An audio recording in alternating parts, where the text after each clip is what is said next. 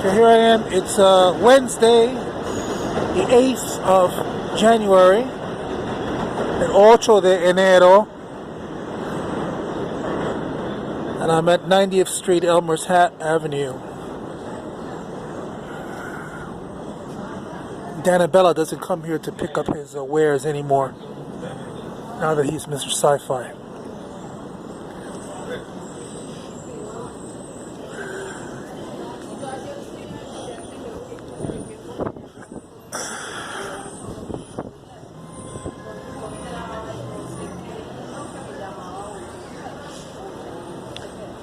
Much better than being in Manhattan. It is. Much better. There's the 7 train.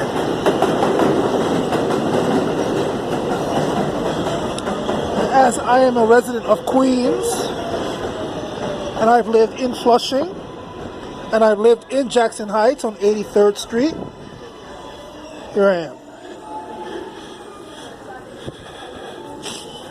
They can say whatever they want. It's true. Why? My birth certificate has our old Jackson Heights address on it.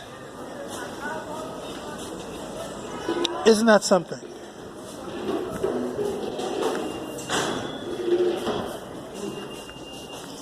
That's a good one for the police.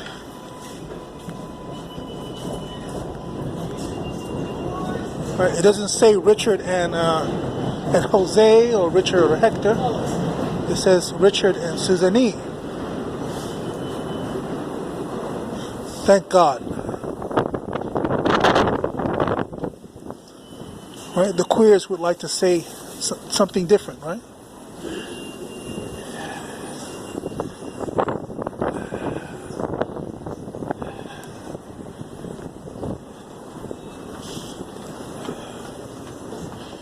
So as I was saying, last night, around 3 in the morning, a black guy told a cop at 179th Street that he stabbed someone, that he wanted to be arrested. The cop said no. And the black guy kept insisting that he wanted to be arrested over and over again. The cop said no, that he didn't see anything, it's not in his jurisdiction, whatever. And he actually didn't. The guy actually put his hands behind his back and repeated many times that he had stabbed someone and that he wanted to be arrested. He told the cop he had HIV. He spit at the cop. He told the cop that he was a punk. A few expletives came out of his mouth. The cop still didn't do anything. The cop told him that he had hepatitis B. Finally, the guy kept telling the cop that he was a punk. He said that he had done something to someone's mother. And the cop just laughed like nothing happened. And the guy left, the black guy left, and the cop went back downstairs on the platform. That's policing in New York.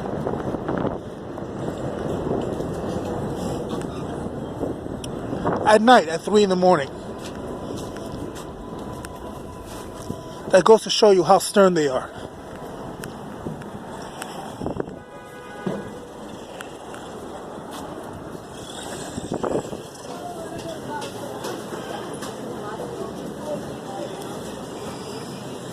And yes, that really happened. Happens all the time.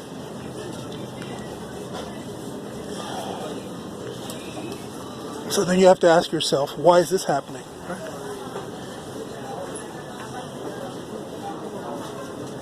Are the laws subjective? Objective?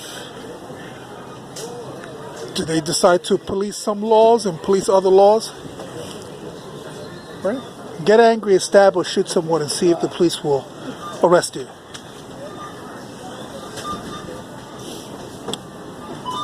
But don't look at Jade, because then they might arrest you.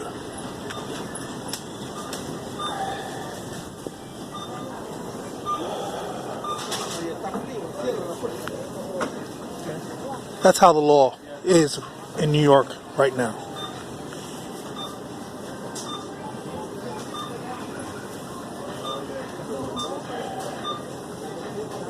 And they'll insist that it didn't happen for fear of retribution of some sort.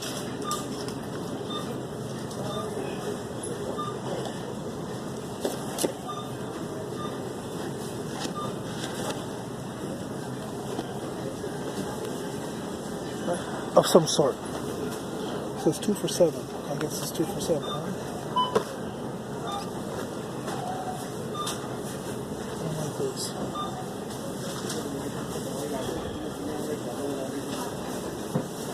You don't know what's in it, but you have to trust it anyway. So you have to ask yourself, how could that be? What had happened?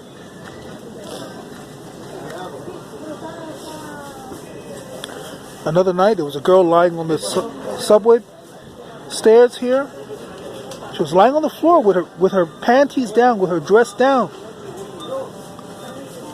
lying down on the steps.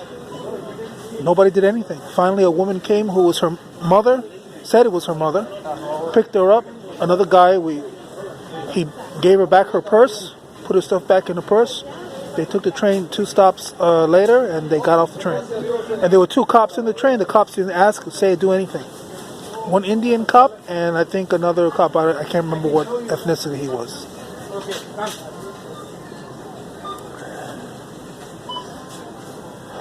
I remember, I'm a good person. I didn't take up my phone and film the girl on the steps. Right? The cops don't care anyway.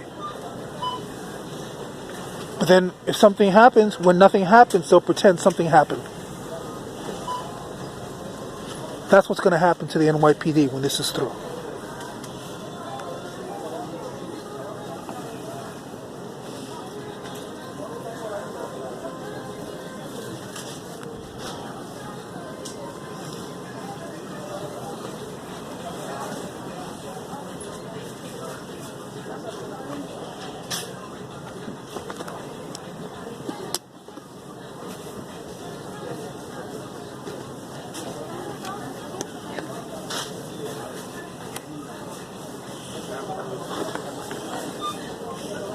What it means is, excuse me, miss, excuse me.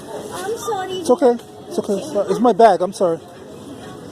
What it means is, to me, is that if they allow for a certain amount of lawlessness, don't they know that usually when you allow, and this has of course been reported in the media, when you allow for a certain amount of lawlessness, you're going to get a certain amount of lawlessness as a result will happen.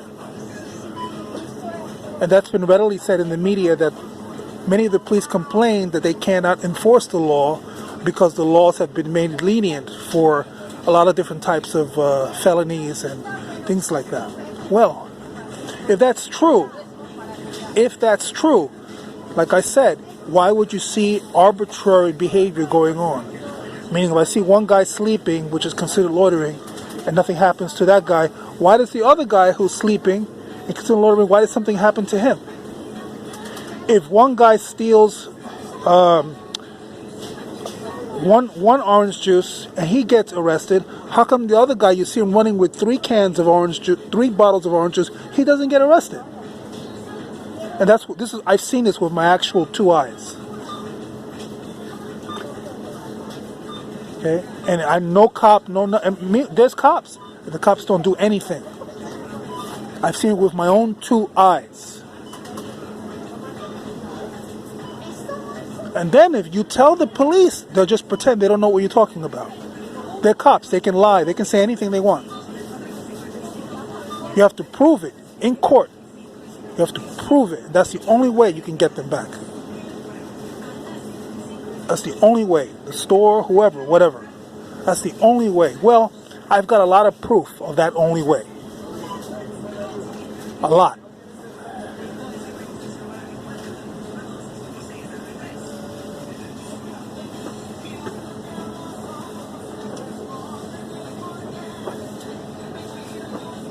Everywhere I've gone, everywhere I've been, even in my mom's house, where all that happened, even in my old apartment, where all that happened, in the hospital, everywhere.